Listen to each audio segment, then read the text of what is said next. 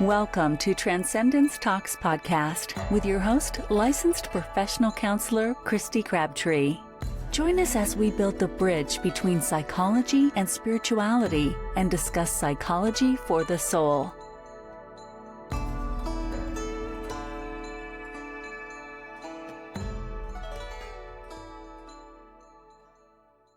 Hey everybody, welcome to another episode of Transcendence Talks podcast. Today I have a very special guest with us. This is Dr. Nicole Libby, and we met by complete synchronicity. Very quickly realized that we are kind of on this journey to heal the world in a very aligned way, have a lot of similar views on healing. So without further ado, welcome, Dr. Libby. Hello, Kristy. Thank you.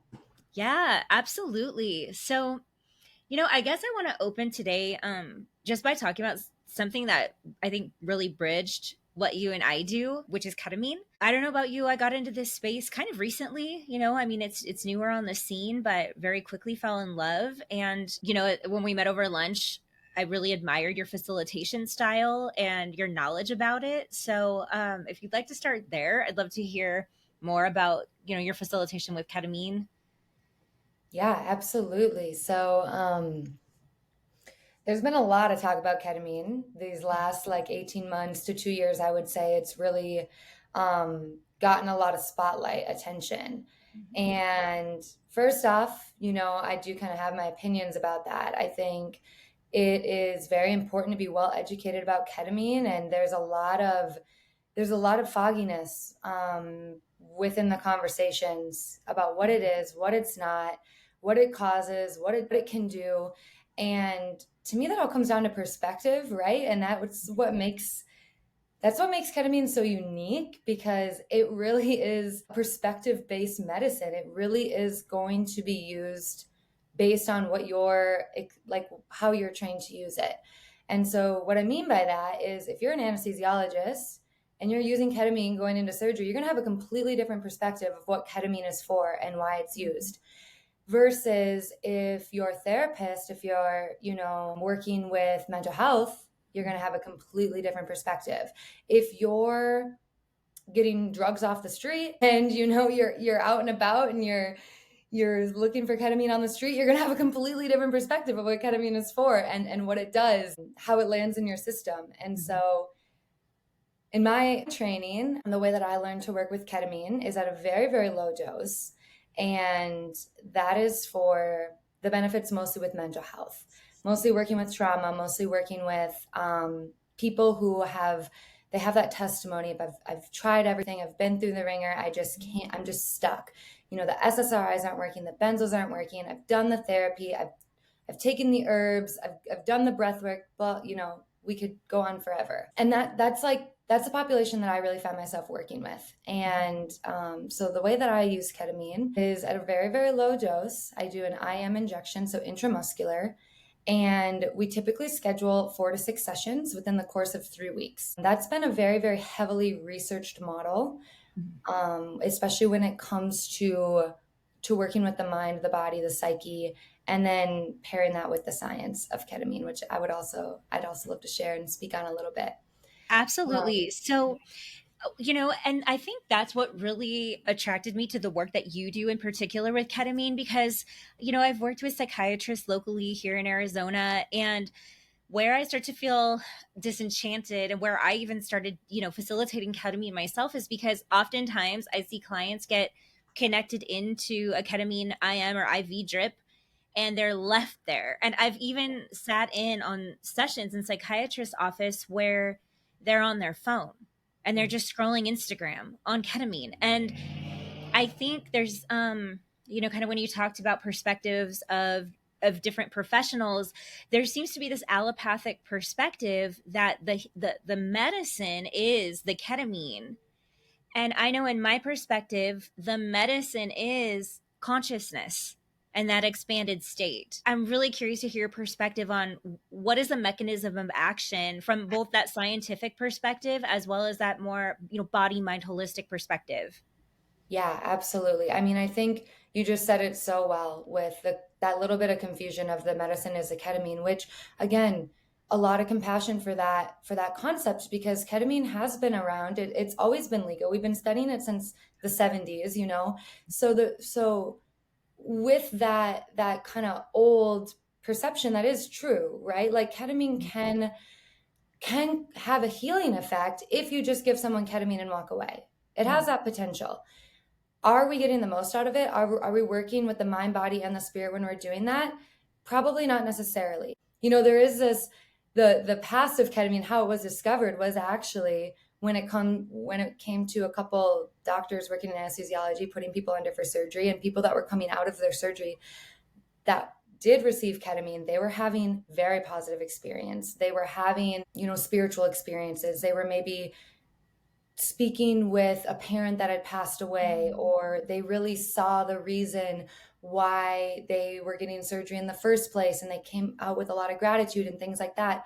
And so that's actually what was the proponent to ketamine being studied the way it is now. And so circling back to your question, the way that it actually works in the body, and different doses are going to have a slightly different effect, but the footnotes of it is ketamine binds to a receptor. It's called the NMDA receptor for short, and it blocks that receptor in the brain. Typically, that's where the neurotransmitter glutamate binds to. So imagine you have the ketamine molecule comes in, it's binding to the NMDA receptor in the brain. Now we have more glutamate available. The glutamate doesn't know where to bind, it's circulating in the body.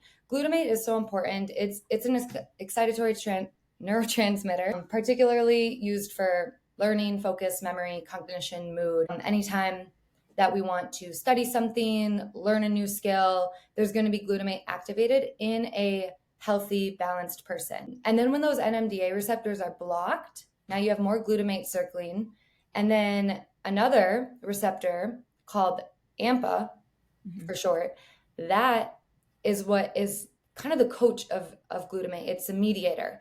And that's when we really start to get into the juicy spot of neuroplasticity and memory and creating new cognition, because when that AMPA is now released and active, that activates what I really get excited about, brain-derived neurotropic factor, so BDNF.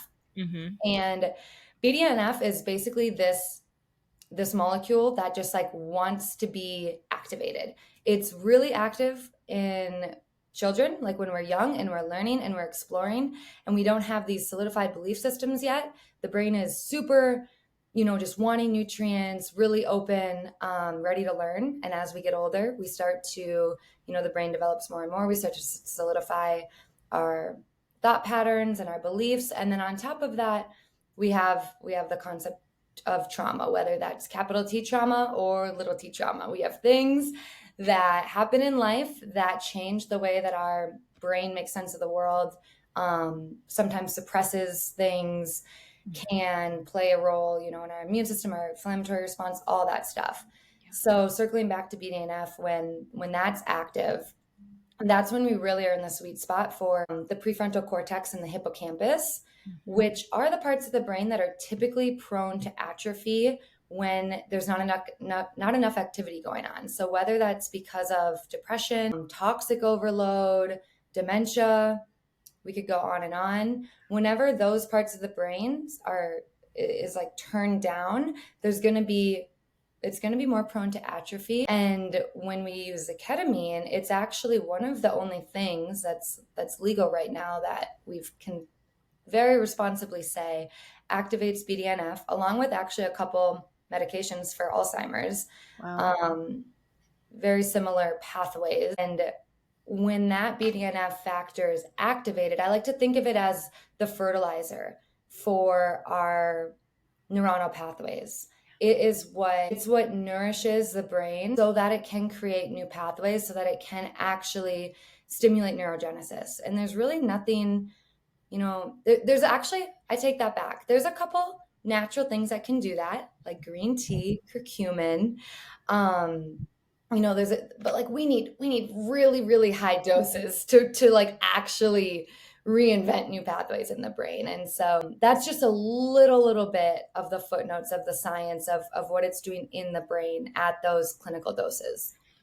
Okay, so that's amazing. I mean, I get so excited talking about this stuff because, you know, for me, and my clients, I know what outcomes are possible when you can activate that much BDNF in a system. But our listeners may not know what does that mean for them, right? What can they expect, and how does that translate to the treatment of trauma? Yeah. Oh, that's such a good question.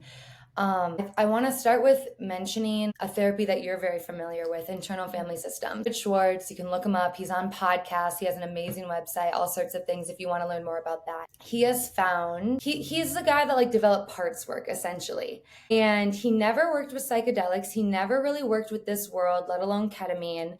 And I want, like, in the last decade or so, he's really gotten involved with the mechanism of action of ketamine. And he has actually found that ketamine, in part with everything that I just mentioned about the neurotransmitters and the receptors and BDNF factor and all of that, gives the patient the ability to tap into different parts of them, the same way that the therapy can.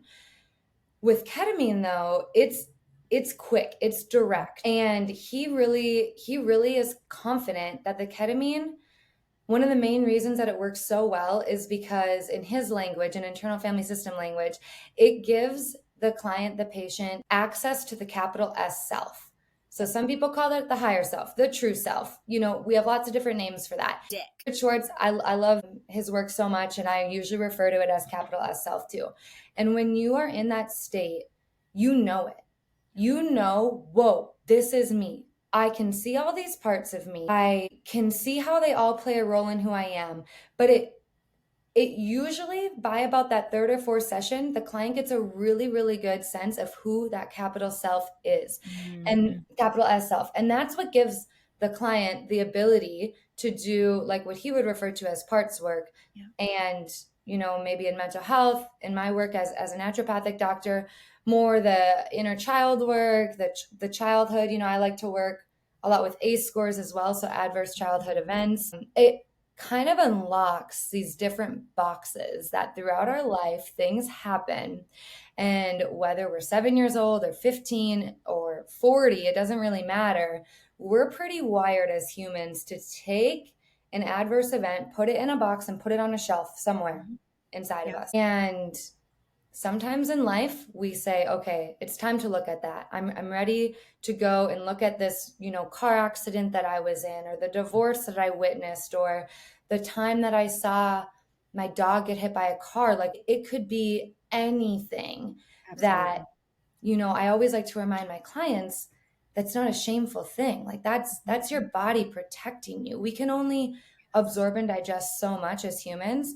Mm-hmm. And when we're in a place to be able to go inward and look, maybe walk into this closet, to give you a visual, and see these boxes, it gives you the ability to literally choose a box that you want to take off the shelf and open up. Yes. And that's what's so cool. That's what makes ketamine so different from other psychedelics, from other therapies, from other modalities. When you're in that driver's seat, that capital S self, you have the autonomy to push yourself as far as you want, to look at what you want, to say yes, to say no, to go as deep as you want, and to stay as surface level as you want. And I think that that's one of the most unique and beautiful parts of ketamine, because the healing journey in itself, no one's going to come in and do it for you. No. And I watched the patient develop so much trust with themselves, so much understanding about the lineage of their life and the things that has happened or that they've been through or that they witnessed.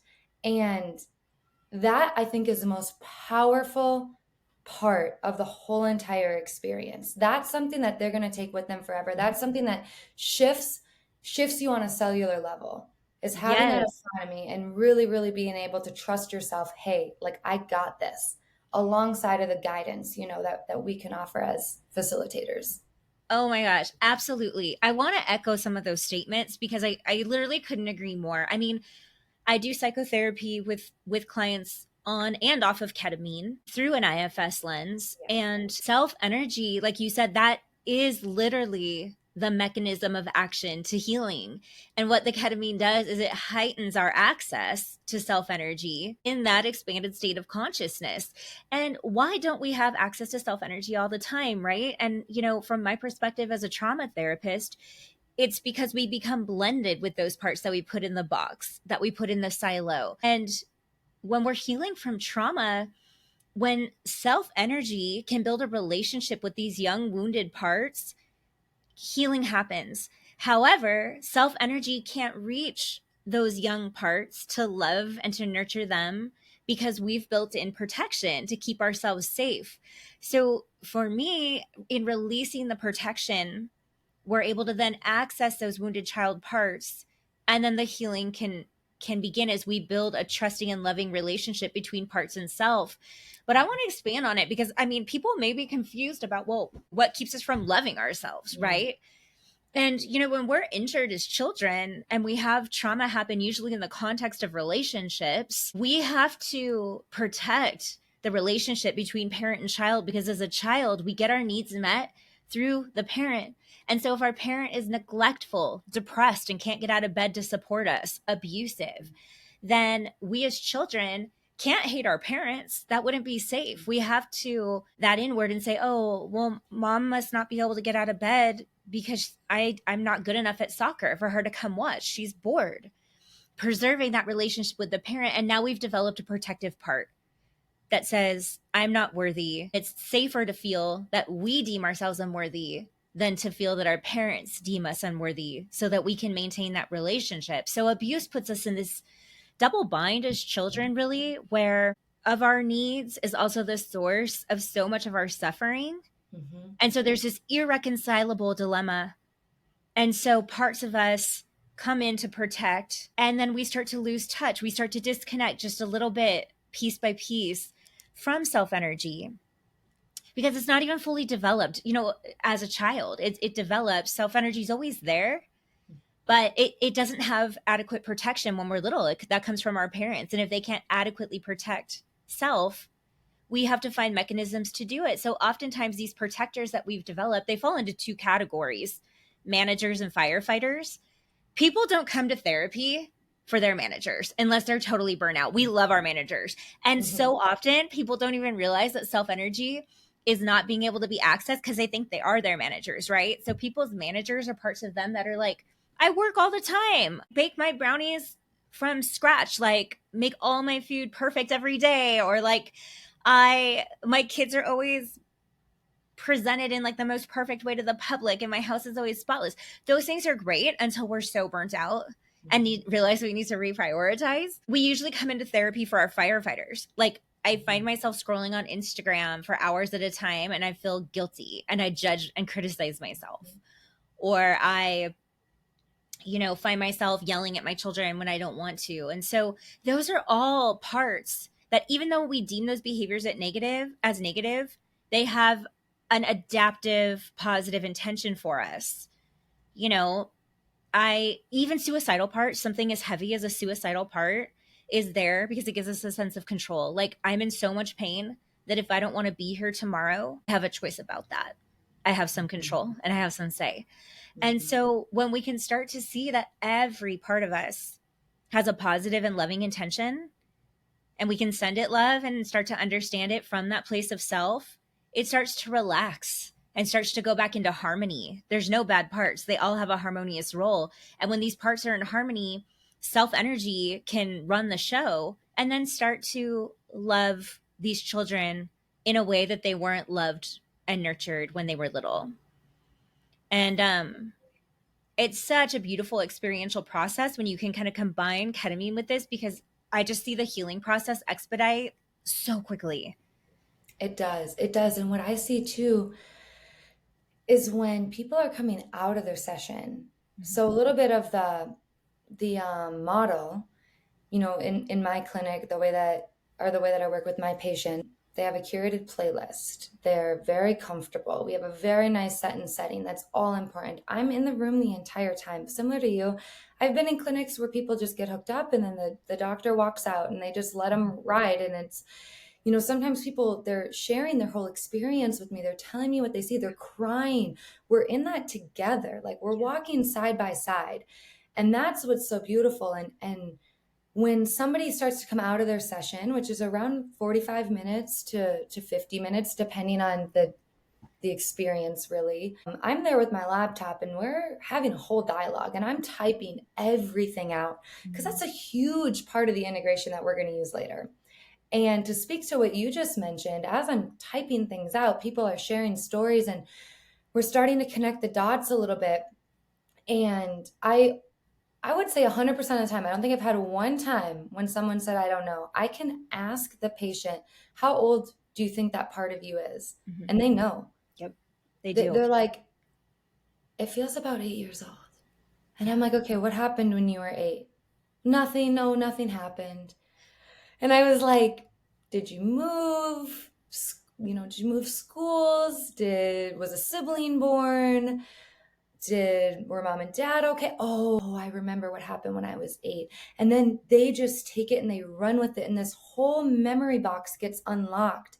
And they're also in this heightened state because the medicine is slowly wearing off. But that BDNF factor after just one session of ketamine is active, we predict based on research, active in the brain roughly about 3 weeks, which I always find ironic because that's about how long it takes to build a new habit. So when we're talking about building new brain pathways or healing, things that happened in the past, which sometimes back to the concept of perception, like you said, as a little kid, it was just perception the whole time. As a kid, you didn't know that mom was chronically sick and that's why she couldn't get out of bed. You thought that she was abandoning you. You thought that you weren't good enough. You thought that you weren't worth her attention because she couldn't make it to your soccer games. And meanwhile, the whole time, let's just say she had Lyme disease, but you were too young to understand what that meant. But as a kid, you never unpacked that with mom 15 years later. And so this whole time you've had this thought pattern, this way of thinking about yourself, of making sense with your relationship with your mom that you've never made sense of because you built this perception. And now with the ketamine and with this openness, this expanded awareness, you can go back to that age when that emotion really started to, become in the driver's seat, or that protector or that exiled parts of you is like, hey, hello, I'm here. Would really like it if you paid attention to me. You have that open heart because ketamine also, it's an aphrodisiac, which I love.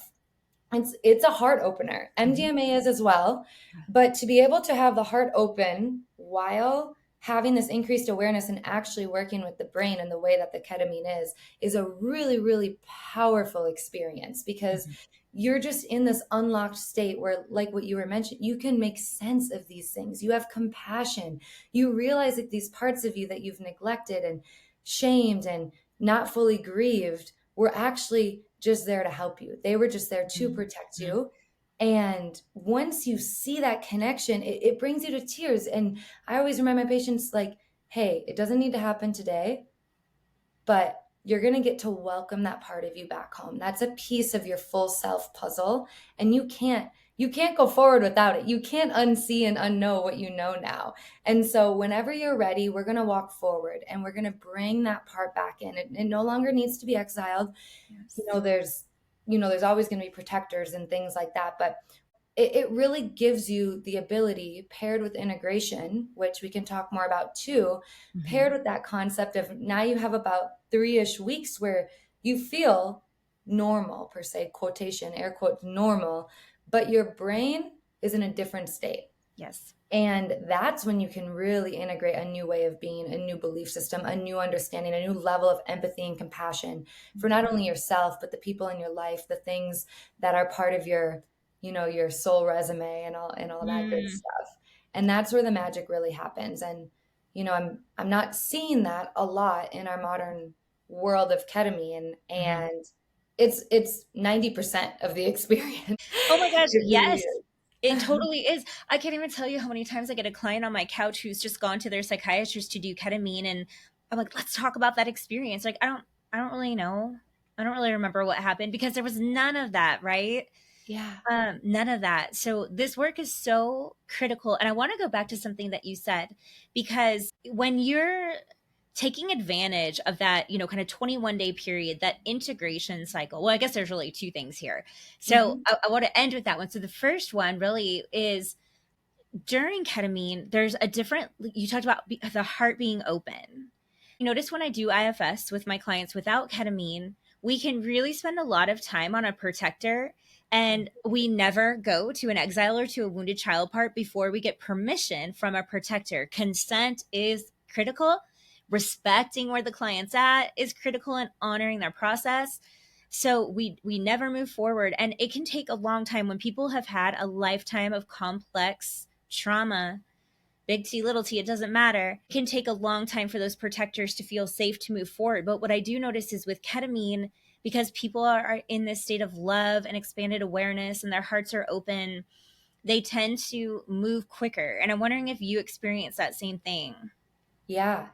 Yeah, definitely. I think that's what's so unique about our positions, because I'm taking it from the stance as a naturopathic doctor. So oftentimes with patients, I know a lot about their family history. I know a lot about their hormones, their gut health, their bowel movements. I know all those good things.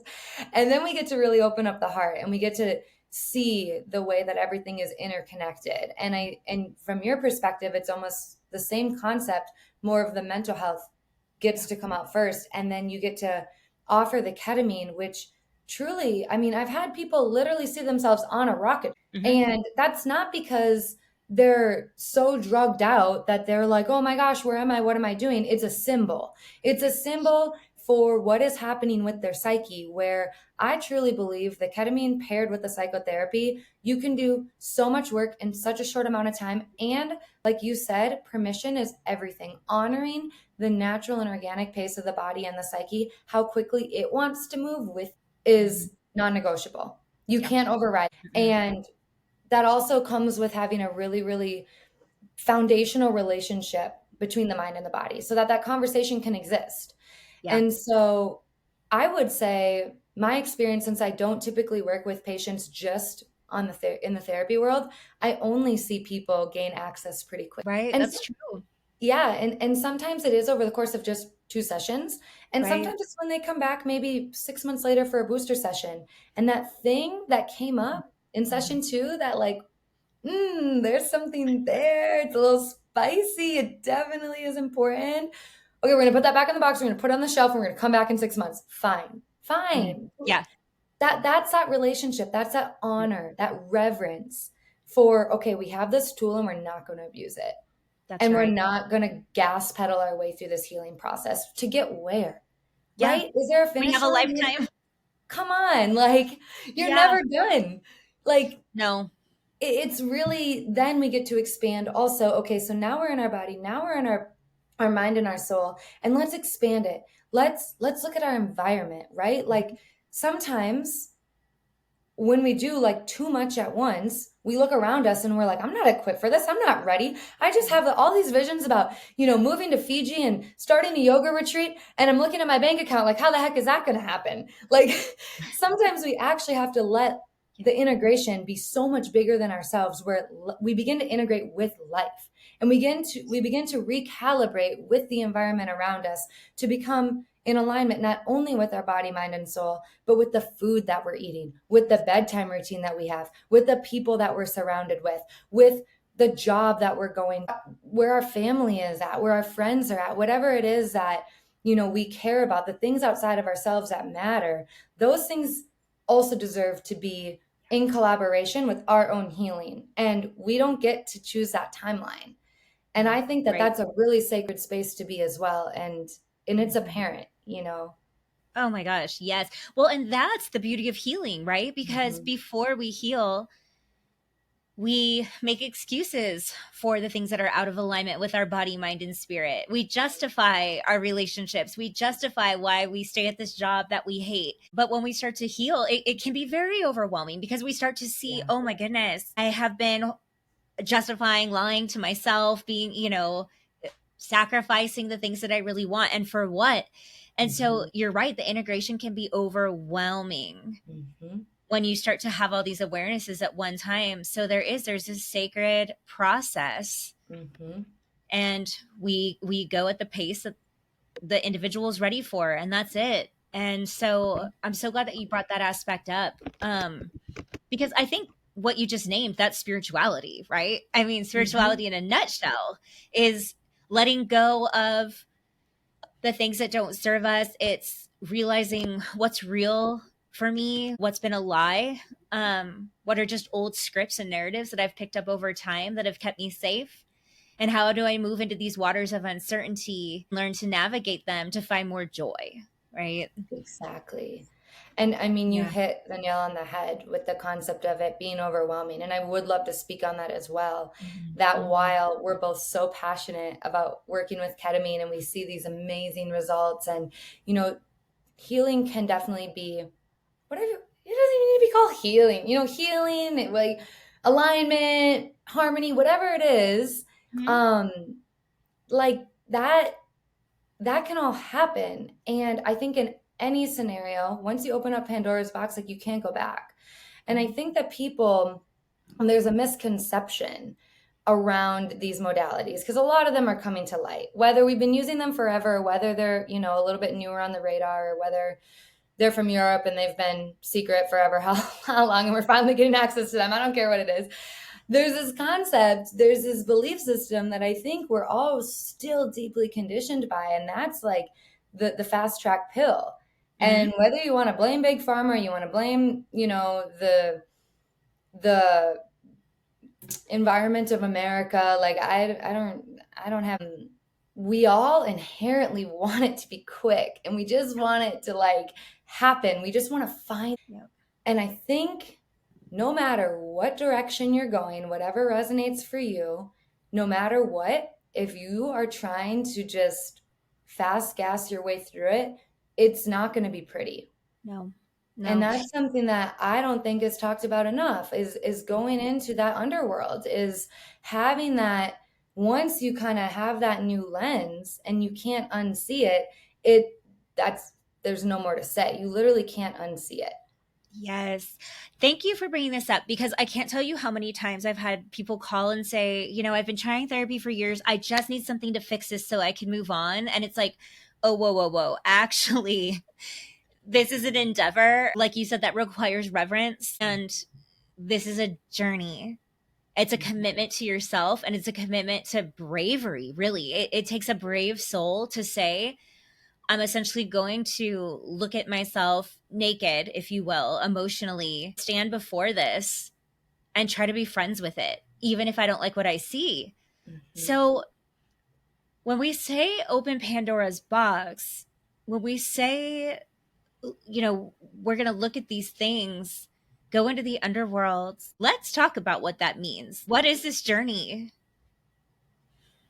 Yeah, I mean, I think for everyone, it's going to be different. I do think that there's a big trend right now. The way that I kind of explain it is like the up and out trend. Yeah. We just want to go up and we want to go out. We want to expand, we want to grow, and we want to do it because we're essentially leaving our body, whether that's breath work or the Instagram world, the influencer world.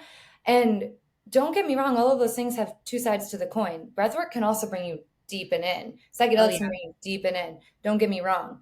But that's where, if you don't have a handle on that capital S self, who's in the driver's seat, typically you're going to want to go up and out. And understandably, because the blissful experience, that's what it is. Why would we not want to work from that dimension all of the time?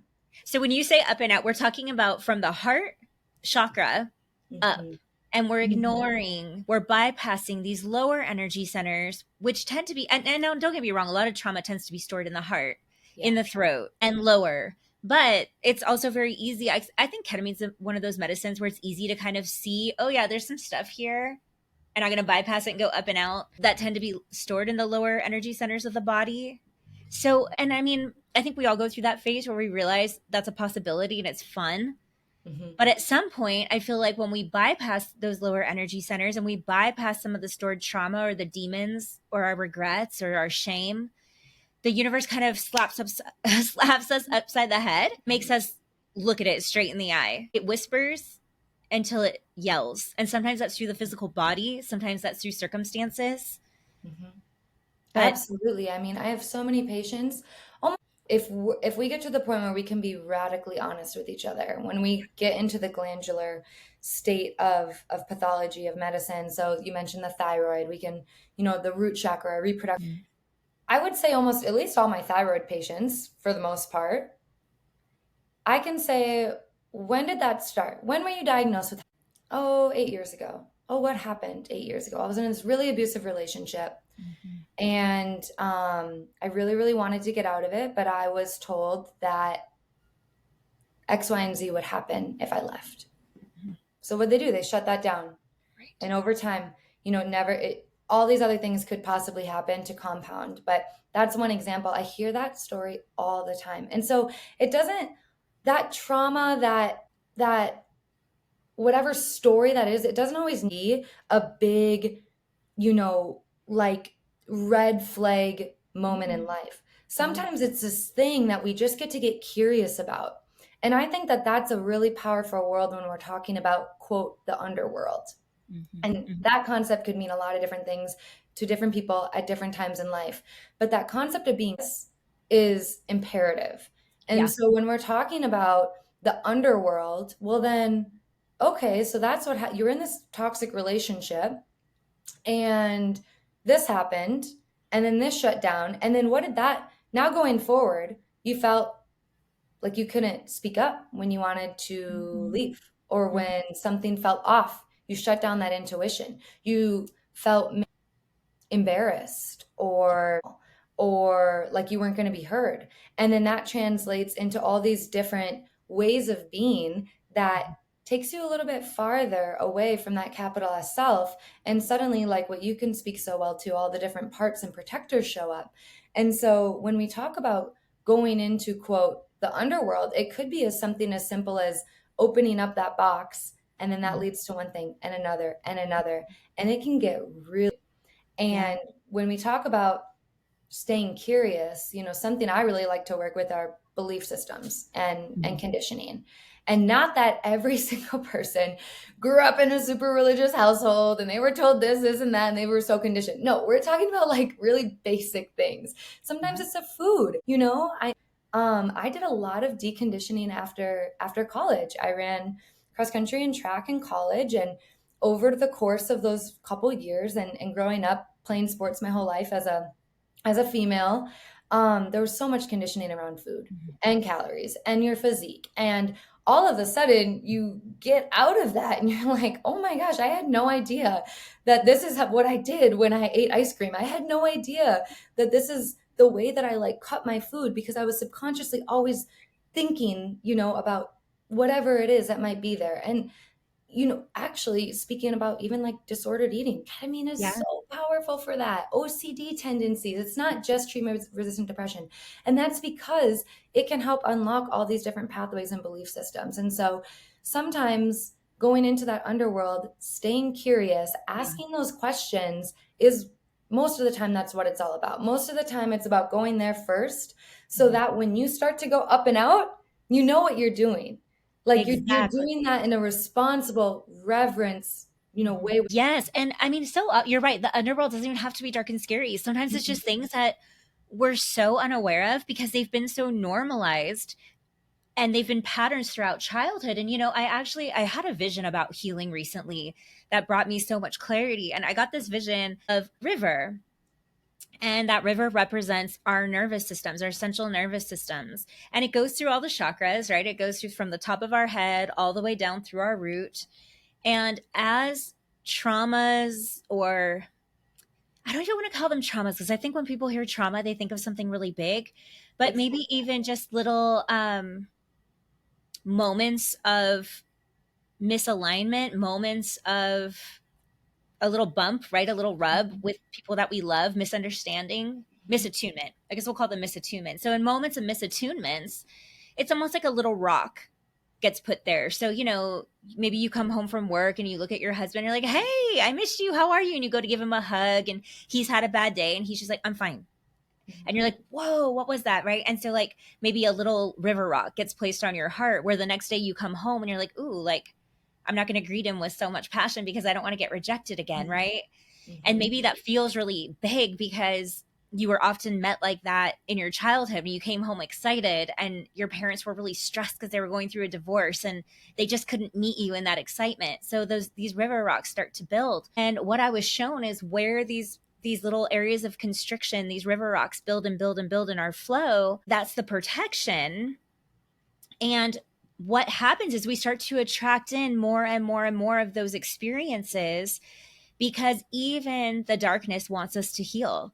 And the darkness that we attract, or that we perceive really in the outside world, is nothing but a reflection of our internal state of being and awareness.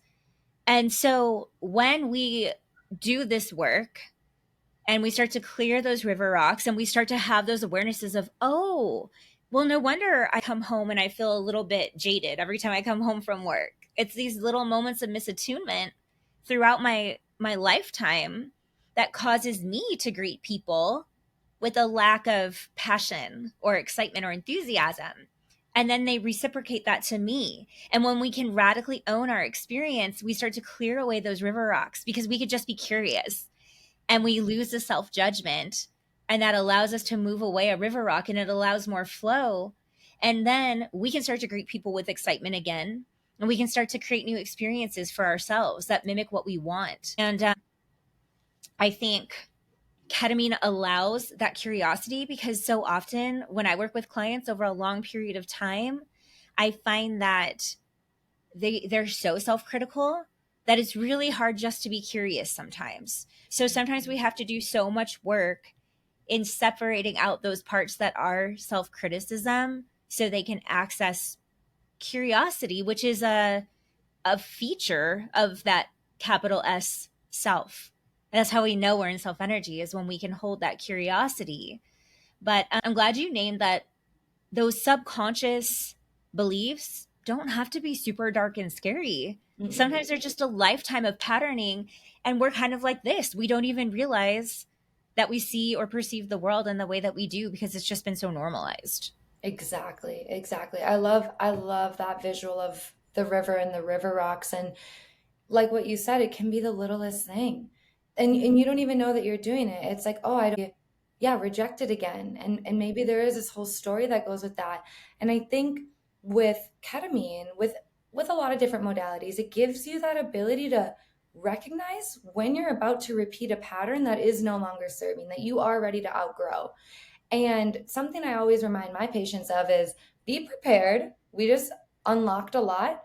And you better believe when you go back into the world in about 30 minutes, you're going to probably almost immediately be tested. Yeah. You're going to go to the grocery store and you're going to see things, or you're going to go home and that thing that your husband or your wife or your kid has been doing for 10 years is going to strike differently.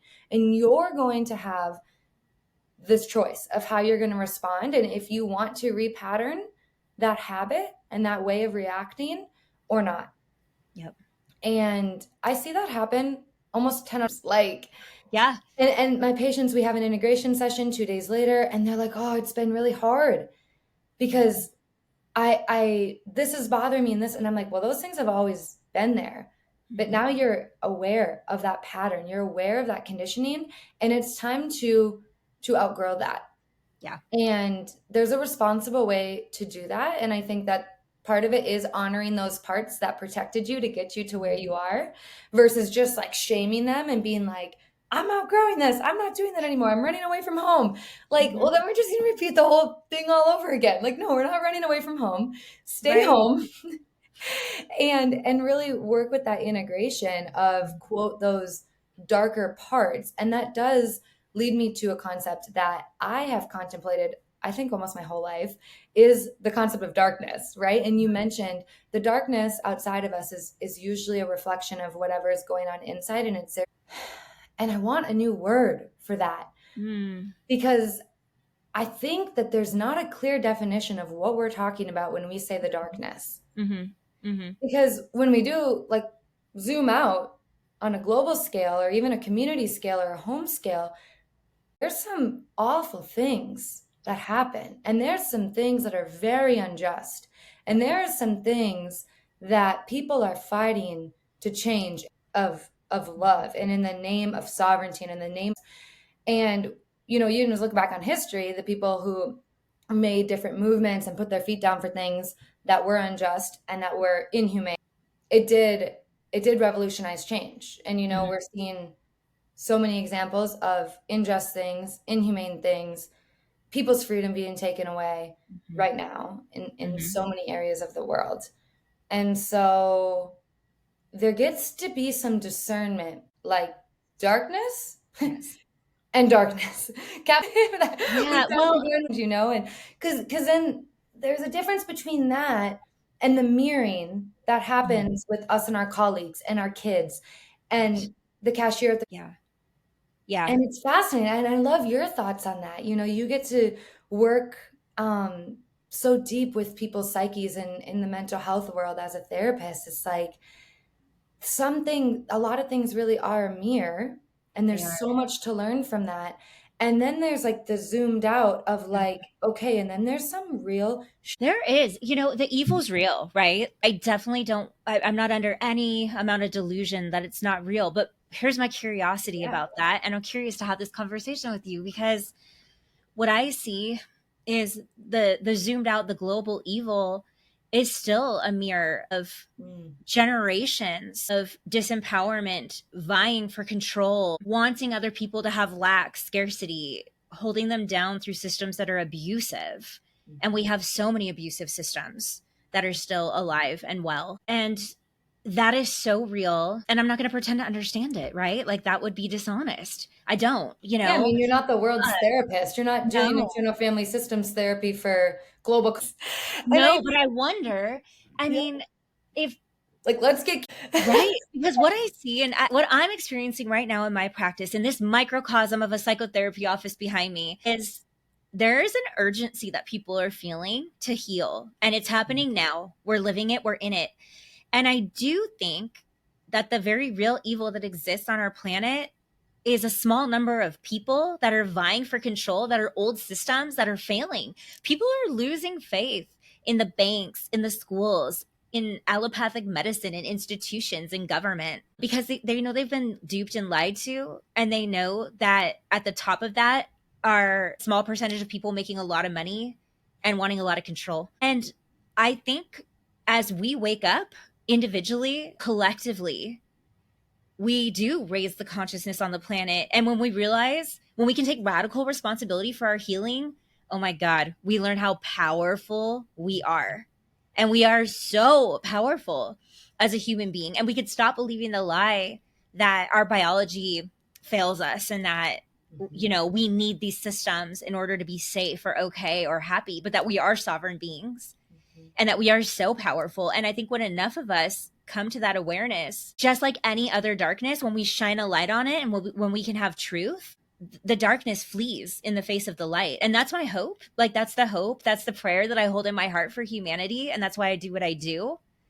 So anyways, that's my 2 cents. I love that so much. And just to like expand and reflect back, it's like if I were to tag on to that, it's the work that you're doing, like that concept of one is enough is so important. It's Mother Teresa style. It's you drop the pebble in the ocean and you don't need to be there to see where the ripples go. It's you plant the seed and you water it and you're not attached to all of the fruit that you help nourish, because everybody is contributing to this garden. And that's something I think is like, I think that's 2.0 of the healing journey that we're on collectively, which some would say looks different than it ever has before, and others would argue looks like it used to.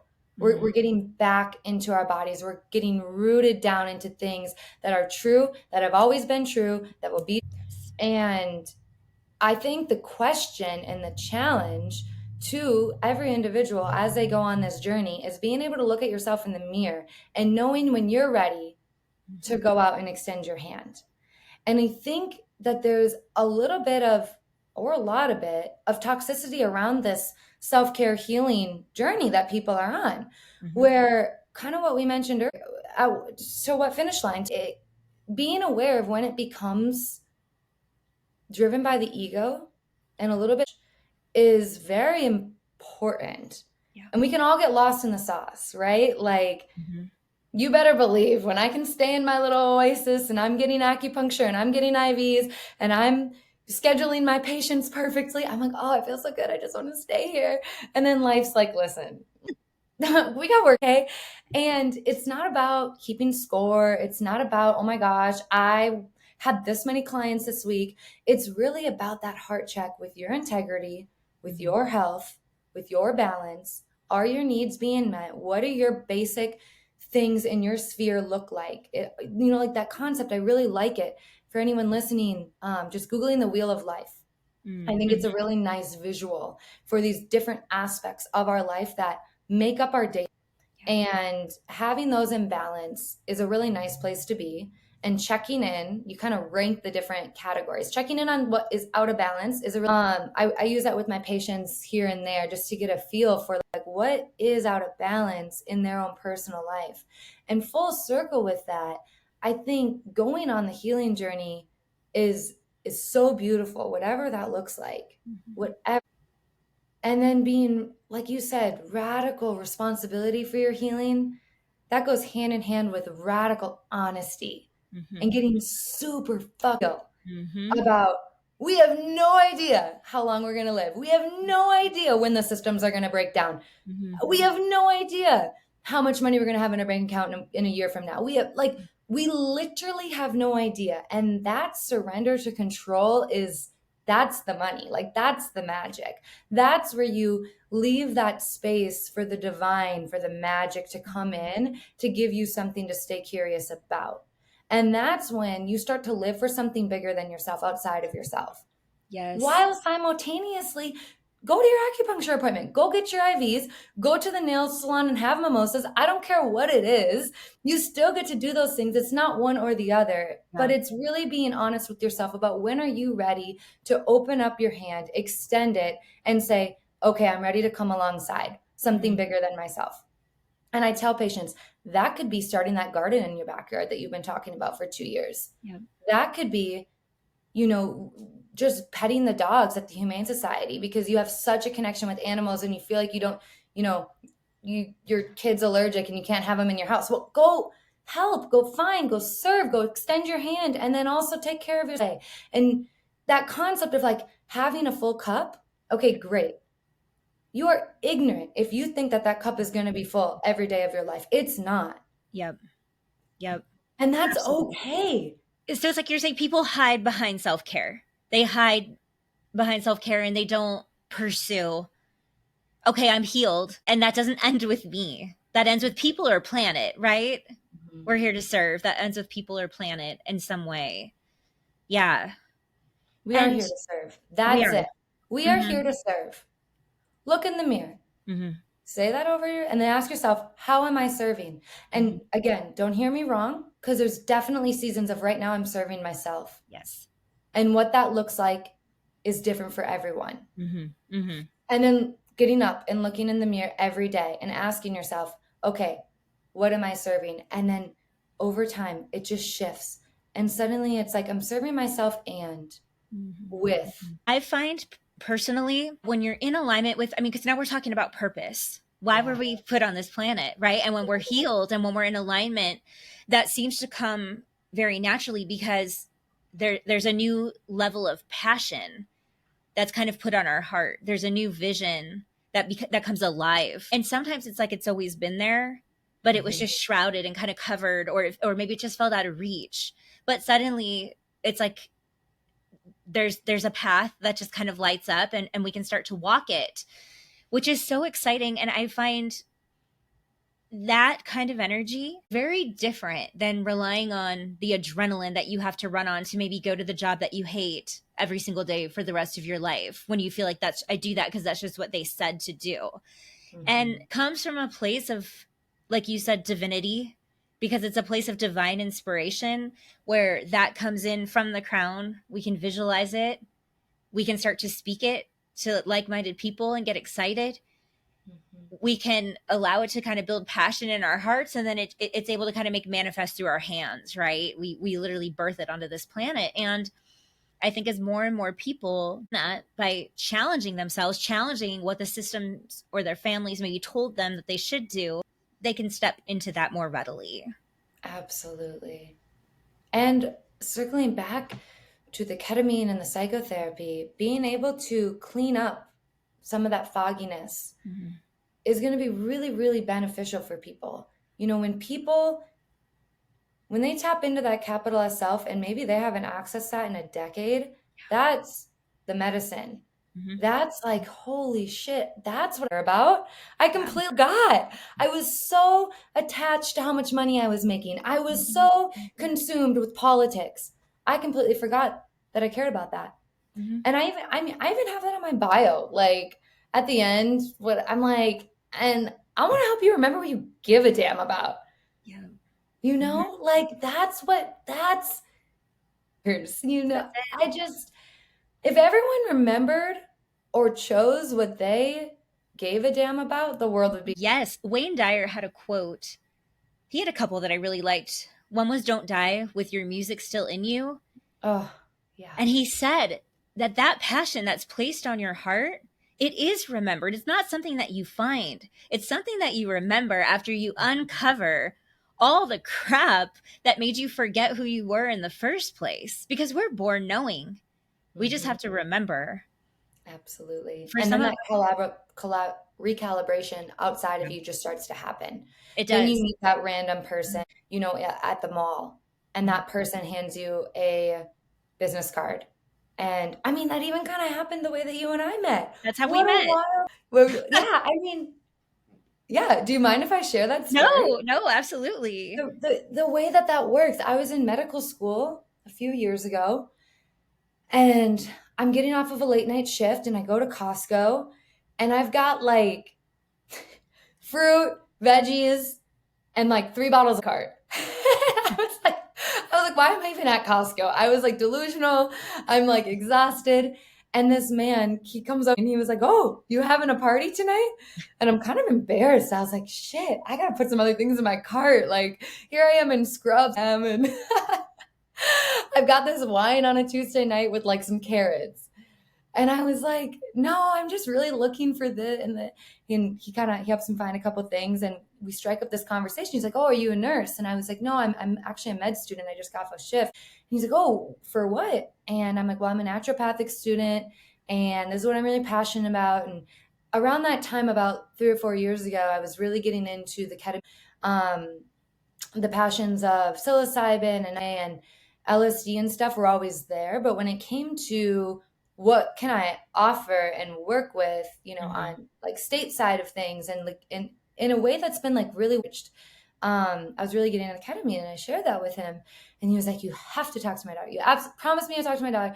You have to talk to my daughter. She's the owner of all of these counseling centers. She's amazing. She also is really into what you're talking about. I don't know what you're talking about." I was like, he pulls out his cell phone and he starts calling you. And I was like, sir. I was like, maybe, oh no, actually backtrack. He gives me your cell phone number. I don't know if I'm just going to cold call her personal number. Like, does she have an office one? Oh, she won't care. That's my dad. Yeah. And he was like, "Well, I'm going to call her right now." And it's like 10 p.m. and Kristy's on speakerphone in Costco. And I also am like, I'm just like, I'm barely have slept. I don't, Kristy probably does not want to talk to me. And so fast forward, Kristy was like, "Yeah, she can call me anytime." You were just like sweet.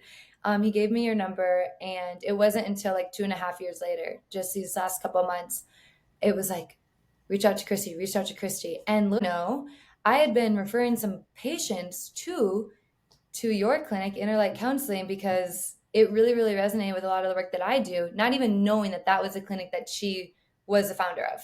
And so I reached out to her on email, and within a really, really short amount of time, we were grabbing lunch and right in sync. And that is just one story of that magic that can happen when you start to peel back those layers, find more attunement with who you are, what you're meant to be doing, and staying curious.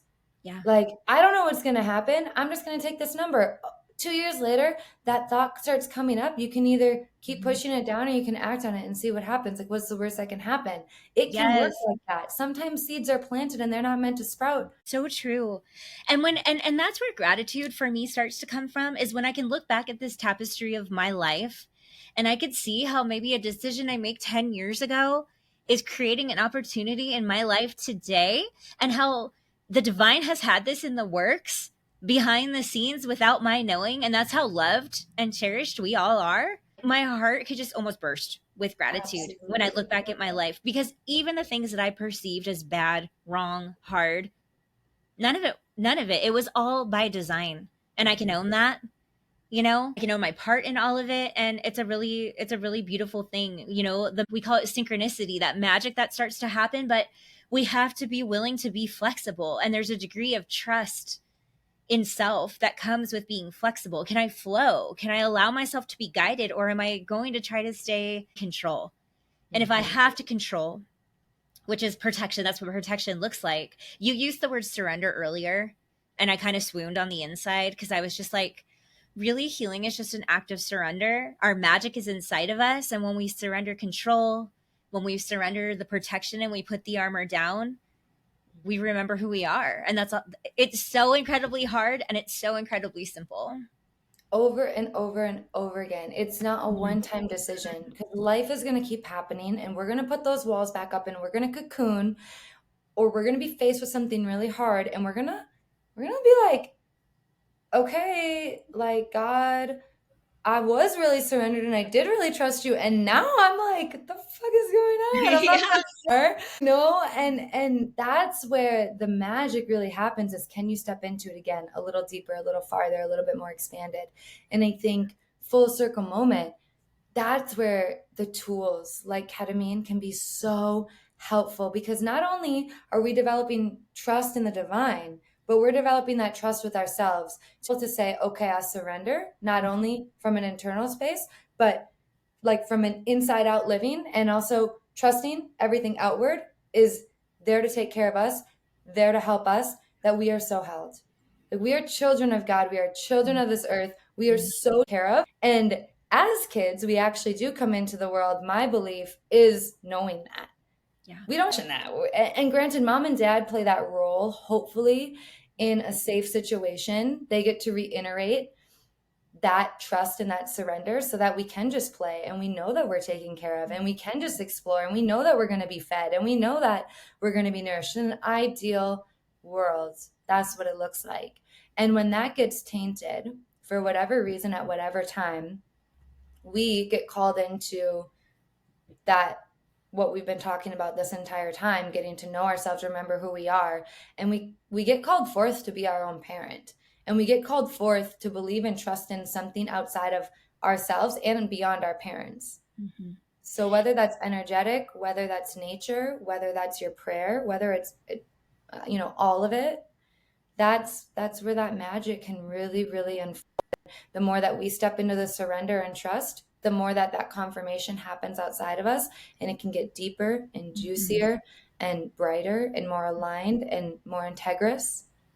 And then we look back in the rearview mirror and we're like, oh yeah, that's what it's all about. I have goosebumps. It's so true. I went to this Greg Braden conference in June, and he was talking about these Essene principles of divine mirrors. And one of said the deepest, most mysterious mirror is that the way that our parents support us or fail to support us is how we see the divine. And I was just like, oh my goodness, right? Because for some, you're right. In a perfect world, our parents love and nurture us the way that this planet does and that God does. But for our listeners, for so many of us, that's not the case. And then we see the world as inherently unsafe. We feel that God doesn't have our favor, our protection, which isn't true. But you're right. It's in reparenting ourselves, that radical sense of responsibility, developing self-energy. And Dick Schwartz says it so beautifully when I'm sitting across from a client with an exile, and they're in this moment of tenderness where they're gazing eye to eye with themselves at 3 or 4 years old. And you say to them, be with that little one right now in the way that he or she needed you to be with them then. And it makes me emotional just saying it, because I can think of countless situations in my own healing journey and in my clients' journeys where that was the moment where they were able to give themselves that tenderness that maybe they didn't even know how to receive anymore because it's so unsafe to receive. And then they realize they're receiving it from themselves. And not only that, they're receiving it from the divine. Everything changes and nothing's the same in like the most beautiful, sacred way. So, Oh, yeah, we could all just marinate in that concept. I mean, you could take that and run with it for a very long time. And I think even circling back to that concept of perception, that's when, as we get older, it's so important to look back and, like you mentioned, take responsibility. When did I make up a story about something for whatever reason that has directed and controlled the way that I've made decisions and lived up until this point? And when you can have the compassion for yourself for why maybe that happened, Yep. everything changes. Yeah. It does. And this is why we do what we do, my friend. This is why. 100%. And truly, our parents are just kids too. They don't get enough for. Yep. And it seems so often when we find that compassion for ourselves, we're able to extend it to the people around us, including the people who hurt us the most, including our parents, including our exes or whoever, right? But we're able to see them all as those innocent children of God who have been so damaged, so wounded, maybe who just haven't taken courageous step into healing that we're now embarking on. And everybody's journey looks so different that it's just not our responsibility to point our fingers, especially to the people closest around us, And I think it's so easy to have that tendency with siblings or parents or exes or partners where you're like, well, if you only did this and if you understood that. And it's like, that's actually, again, a place of surrender and a place of trust is, this is not my job. Right. It is not my job to invoke judgment on the path of everyone else. The only thing, my yoga teacher actually said this the other day, the only thing that you actually have control over is your breath. And I let that sink in. And I was like, no, I can control what I eat for breakfast. I can control, this and that. And it's like, well, can you? Yeah. Okay. On paper, in hindsight, maybe, but something could happen today and tomorrow you're not choosing your breakfast. Right. The only thing that you're choosing is the way that you breathe. And I really, really liked that. And so the what you can do is project your own healing journey onto somebody else and feel righteous about it. Right. And think that, oh, the world, my parents, they'd be so much happier and healthy did what I did. Or if only they knew. It was like, nope. And we are not here. I love that concept, even with the story growing up, the story with God and Judgment Day and all of that. It's like, we literally are not asked to do that. That is their own journey. That is their own relationship with judgment and righteousness and healing and everything that falls under that umbrella. We are not being asked to carry that weight. We are not being asked to fix anybody. We are not being asked to save anybody. Yep. We are meant to do our own work and extend our hand. And if anybody wants to come with us to maybe learn, we're all teachers and we're all students. We're not going to resonate with everyone. We're not meant to go and chase people down. Yep. And that's so true in our own homes and with our parents. And it just comes down to that check-in with you and yourself in the mirror. And then where can you extend that empathy and that compassion, that love and understanding? Where can you take radical responsibility for your experience and watch your world change when you really honestly start to do that? You'll start to make sense of everything around you. Oh, it's all connected. It's all connected. It's amazing because it just becomes so clear. And when we are in that healed state, what do we learn? We learn, how do I meet you exactly where you're at without judgment or without needing to fix, right? Yeah. Because that's just a testimony to our healing. And if it's not aligned and it doesn't fit anymore because we're in two different places, it so naturally starts to distance or drop off and make space for something new and something more aligned if that's what's meant to be. We learn to tolerate that experience. Yeah. And I think too, to speak on being radically human about the healing that's available is just reminding yourself, like, you have the opportunity to go to lunch with your mom and you say no because you have too much bitterness about how she's been acting. Don't forget that she could be gone tomorrow. Yep. Don't forget about those little things. Don't forget about that childlike love and just putting all that stuff to the side for a second and enjoying what's in front of you. Yep. You know how many people would do anything to go to lunch with their mom one more time? Yep. Who would do anything to just go play basketball in the park again, but they can't because they're in a wheelchair? Who would do like anything to have a few more moments with their child who went through chemo?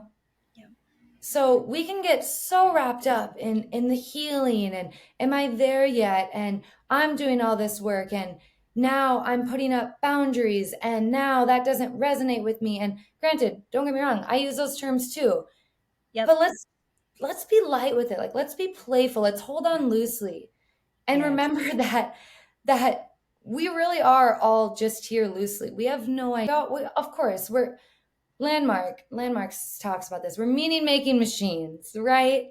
So whatever context that is, whether it's through medicine, whether it's through therapy, whether it's through spirituality and healing, whether it's through Christianity, whether it's through yoga, gardening, nutrition, we all want to make meaning of things. Yeah. And at some point, I think it's so important to at least daily just turn on the music, put your feet on the ground, dance with your partner, hug your pet a little longer, call your mom because you've been hearing her in your head for 2 days, 3 days, 10 days.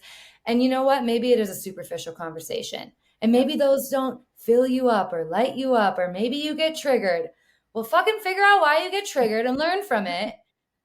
And then call your mom. You're going to deeply regret it if you don't. Yes, absolutely. All of that stuff that you've been working on for a decade is going to go out the window. Yep. When your life gets flipped upside down. And the real lesson truly is learning how to be here in your body, be grounded in the human experience. And the second that you start leaving that, looking for the next meditation and the next breath work and the next plant medicine that you can sit with, you're missing the whole point. Yes. The whole point is a temporariness of this life. The whole point is that we live on a planet that we can grow food to nourish ourselves. The whole point is that we have animals that love us. The whole point is that we can, go to a friend's house and sit in community and just talk about whatever we want to talk about. Soak that up. What a beautiful message. What was that? What a beautiful message, right? Just revel in the simplicity. Be grateful. Just live and more, make the right? mundane magic. It doesn't always need to be this breakthrough experience. Yeah. It doesn't always need to be checking how much she done today. Oh no, I can't miss this class. Like, that's all great. Yeah. That's all. The fact that we even have access to those modalities is such a blessing. The fact that we have teachers and mentors and people who want to share the things that they've studied their whole life in the name of healing, in the name of sovereignty, in the name of vitality is such an insane blessing. Yeah. And so is being able to call your mom on your cell phone. Yeah. There's not absolutely. Oh my gosh. Thank you for this conversation today. I feel like, oh my gosh, we probably need to follow up with a few more conversations, because let me just tell you, I want to talk to you about your perspective on other mental health issues like women's health, hormones, ADD, fertility, all that. Yeah, I'd love to get sciencey. I'd love to get more on the naturopathic side of some of these, real imbalances and struggles that people are going through that I have the privilege of getting to work with super up closely. And I think a part 2 is definitely going to be beautiful, because it's really laid the stage for, I think, the root, the seed, the nucleus of a lot of these other things. Okay, I love this. We will definitely have to follow up, because I know for me, I can only take my clients so far. Their hormones are unbalanced, if they're, vitamin D deficient, so many things, right? That are out of the scope of what I do, that I need your help with. And so I know we can make beautiful music together and we can talk about these things. But before we end this conversation today, where can our listeners find you? How can they work with you? So they can work with me. I work at an amazing clinic in Tempe, Arizona. It's called Applied Wisdom Health Institute. awhealthinstitute.org, and calling the office. Brandy, she's our homegirl. She's our front office woman, and she is basically superwoman. She can put you in touch with me. I offer free clarity calls, which run about 20 minutes long or so, just for people to get to know me, ask questions, a lot of logistical stuff, get a good idea.